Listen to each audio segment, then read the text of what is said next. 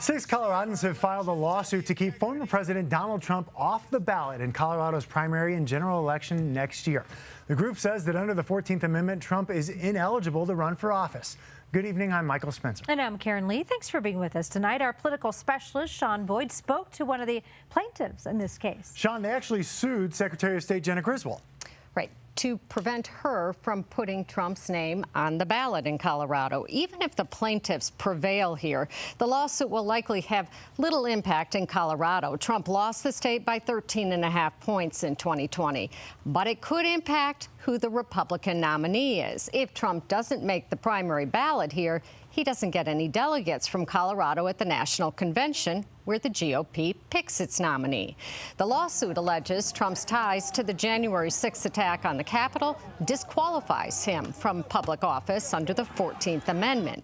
It says anyone who engages or supports those who engage in insurrection or rebellion against the Constitution after taking an oath to defend it is ineligible to hold office. The lawsuit says Trump tried to overthrow the results of the 2020 election, leading to a violent insurrection at the United States Capitol to stop the lawful transfer of power to his successor.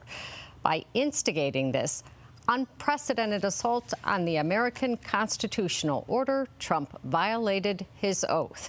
An attorney for the plaintiffs told me the case is all but certain to be appealed all the way to the U.S. Supreme Court. The Supreme Court makes a ruling in our favor, then you could absolutely see secretaries of state refusing to put him on the ballot with or without a case. What are the chances of that? I think they're pretty good. It's not a partisan issue, it's a rule of law issue. And for a lot of conservatives, protecting the Constitution is of utmost importance. And I think that's what the Supreme Court will look at. If that happens and Trump isn't on the ballot in most states, he likely would not get the Republican nomination because he wouldn't have enough delegates at the national convention. Griswold, a Democrat, could stipulate to the lawsuit rather than fighting it, but she released a statement saying she looks forward to the court's resolution of the issues.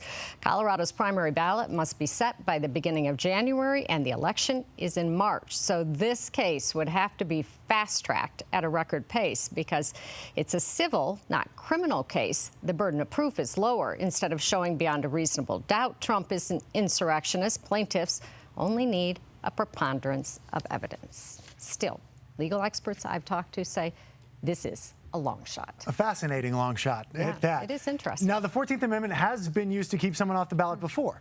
Right. Recently in New Mexico, it was a county commissioner who had actually gone into the U.S. Capitol during the riot, and they used the 14th Amendment to keep him from holding public office there. All right. Who's footing this? Who's footing the bill behind all of this? Well, yeah, good question. A liberal outfit, Citizens for Responsibility and Ethics, is bringing this suit on behalf of the plaintiffs, and it does not have to disclose its donors. So, who knows, right? All right. No, keep track of that for us, Sean. Thank you. Well, developing right now out of Aurora District.